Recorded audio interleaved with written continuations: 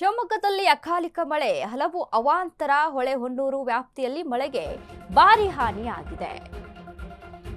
ಜಿಲ್ಲೆಯಲ್ಲಿ ಎಲ್ಲೆಡೆ ಮಳೆ ಆವರಿಸ್ತಾ ಇದೆ. ರಾಜ್ಯದಲ್ಲಿ ಎಲ್ಲ ಜಿಲ್ಲೆಗಳಲ್ಲೂ ಶಿವಮೊಗ್ಗದಲ್ಲಿ ಹೊಳೆಹೊನ್ನೂರು ವ್ಯಾಪ್ತಿಯಲ್ಲಿ ಮಳೆಗೆ ಅಪಾರ ಹಾನಿಯಾಗಿದೆ. ಮಳೆ ಹಾನಿ ಪ್ರದೇಶ ಪರಿಶೀಲಿಸಿದ ಸಚಿವ ಕೃಷ್ಣ ಬೈರೇಗೌಡ ಜಿಲ್ಲಾ ಮಟ್ಟದ ಅಧಿಕಾರಿಗಳ ಜೊತೆ ಮಳೆ ಹಾನಿ ಪ್ರದೇಶ ವೀಕ್ಷಣೆ. ಮಳೆಯಿಂದ ಹಾನಿಯಾದ ಮನೆ ಹಾಗೂ ತೋಟಗಳಿಗೆ ಭೇಟಿಯನ್ನ ಕೊಟ್ಟಿದ್ದಾರೆ. ಸಂತ್ರಸ್ತ ರೈತರಿಗೆ ಧೈರ್ಯ ತುಂಬಿದ ಸಚಿವ ಕೃಷ್ಣ ಬೈರೇಗೌಡ ಸಮೀಕ್ಷೆ ಪೂರ್ಣಗೊಳಿಸಿ ಅಧಿಕಾರಿಗಳಿಗೆ ಪರಿಹಾರಕ್ಕೆ ಸೂಚನೆ. ನೂರಾರು ಎಕರೆಯಲ್ಲಿ ಬೆಳೆದ ಅಡಿಕೆ ಮರಗಳು ಹಾನಿಯಾಗಿವೆ. ಸರ್ಕಾರದಿಂದ ವಿಶೇಷ ಪ್ಯಾಕೇಜ್ ಘೋಷಣೆ ಮಾಡುತ್ತೇವೆ.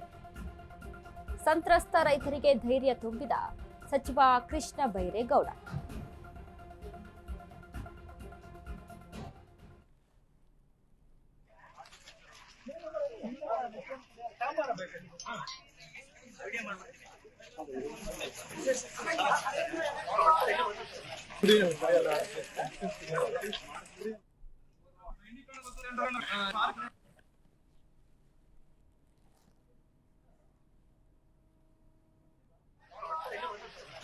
ಗೌರ್ಮೆಂಟ್ ಡಿಕ್ಲೇರ್ ಮಾಡಿಲ್ಲ ಅಂದ್ರೆ ಮಾಡ್ಬೇಕು, ಮಾಡಿದ್ರೆ ಅನುಕೂಲ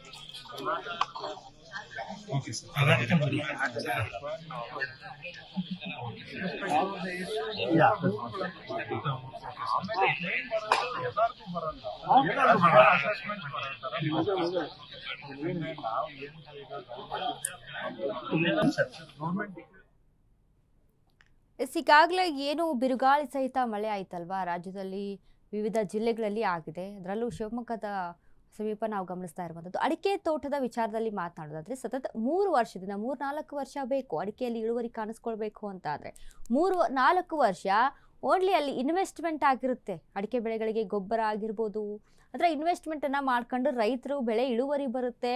ವರ್ಷಾನ್ಗಟ್ಲೆ ಇನ್ನು ಮುಂದೆ ನಾವು ಇಳುವರಿಯನ್ನು ಪಡಿತಾ ಇರ್ಬೋದು, ಅಲ್ಲಿ ಹೆಚ್ಚಿನ ಲಾಭವನ್ನು ಪಡೆದುಕೊಳ್ಬೋದು ಅನ್ನುವಂಥ ಒಂದಿಷ್ಟು ನಿರೀಕ್ಷೆಯಲ್ಲಿ ಈ ರೀತಿಯಾಗಿ ಅಡಿಕೆ ತೋಟವನ್ನೆಲ್ಲ ಮಾಡ್ಕೊಂಡು ಕಾಯ್ಕೊಂಡು ಕೂತಿರ್ತಾರೆ. ಬಟ್ ಈ ಪ್ರಕೃತಿ ವಿಕೋಪಕ್ಕೆ ಆದಂಥ ಹಾನಿಗಳಿಂದ ರೈತ ಕಂಗಾಲಾಗಿರ್ತಾರೆ, ಕಣ್ಣೀರನ್ನು ಇಡುವಂಥ ಪರಿಸ್ಥಿತಿ. ಈ ರೀತಿಯಾಗಿ ನೋಡಿ ಅಡಿಕೆ ಮರಗಳು ಯಾವ ರೀತಿಯಾಗಿ ನೆಲ ಕಚ್ಚಿದೆ ಅಂತ ನೋಡ್ತಾ ಇದ್ದೀವಿ ನಾವು.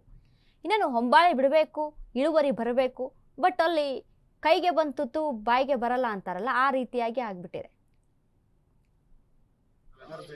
ಈಗ ಅಡಿಕೆ ತೋಟ ಎಷ್ಟು ವರ್ಷದ್ದಿದೆ, ಅಡಿಕೆ ಮರಗಳು ಎಷ್ಟು ವರ್ಷದಿರುತ್ತವೆ? 3-4 ವರ್ಷದ್ದು ಅಂತ ಅಂದರೆ ಹೊಂಬಾಳೆ ಎಲ್ಲ ಬಿಟ್ಟಿರುತ್ತೆ, ಇಳುವರಿಗಾಗಿ ಕಾಯ್ತಾ ಇರ್ತಾನೆ ರೈತ. ಸೊ ಹೀಗಾಗಿ ದೊಡ್ಡ ಮಟ್ಟದ ನಷ್ಟ ಇದು. ಇದನ್ನು ಸರಿಯಾದ ರೀತಿಯಲ್ಲಿ ಇದಕ್ಕೆ ಒಂದಿಷ್ಟು ಹಣವನ್ನು ಒದಗಿಸಿ ಕೊಡಬೇಕು, ಪರಿಹಾರವನ್ನು ಒದಗಿಸಿ ಕೊಡಬೇಕು ಅಂತ ರೈತರು ಆಗ್ರಹವನ್ನು ಮಾಡ್ತಾ ಇದ್ದಾರೆ.